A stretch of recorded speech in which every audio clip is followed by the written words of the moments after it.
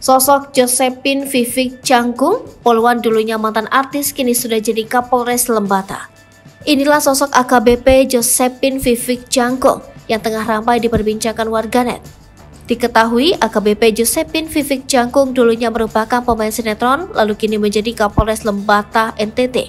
Prestasi demi prestasi telah diraih AKBP Josephine Vivik Jangkung selama menjadi polisi.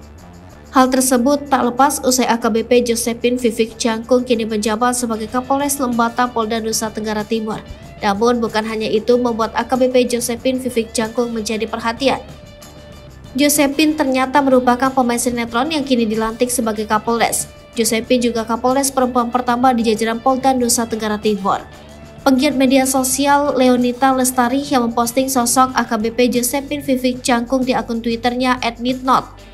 Sebelum ditunjuk sebagai Kapolres Lembata, Vivik adalah Kepala Bagian Pembinaan dan Operasional Direktorat Pembinaan Masyarakat Polda Metro Jaya. Josephine Vivik Jangkung lahir di Endeh, Nusa Tenggara Timur pada tanggal 15 Maret 1971. Ia adalah putri dari pasangan Aloysius Jangkung dan Dinje Lelauna Jangkung yang merupakan dua orang guru di salah satu sekolah di Dili, Timur Leste. Berawal ketika ia dan keluarganya tinggal di Dili, Vivik kemudian memilih jalan untuk menjadi polisi. Kedua orang tuanya tidak menyangka ketika ia memutuskan untuk mendaftar menjadi polisi. Hal ini karena keluarganya sangat memahami bahwa wanita berusia 52 tahun tersebut sangat menyukai bidang seni seperti menyanyi dan menari.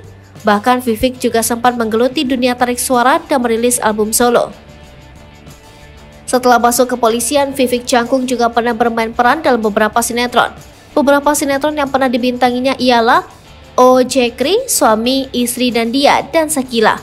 AKBP Vivik Jangkung pernah tangkap Dwi Sasono, Roy Kiyoshi, Restu Sinaga, Jeffrey Nicole, hingga Marcelo Tahito alias Elo karena narkoba. Selain itu, AKBP Vivik Jangkung juga pernah menangkap Zarima Mafsur yang disebut sebagai Ratu Ekstasi. Selain itu, AKBP Vivik Jangkung juga pernah mengungkap kasus laboratorium gelap yang memproduksi narkoba di Indonesia.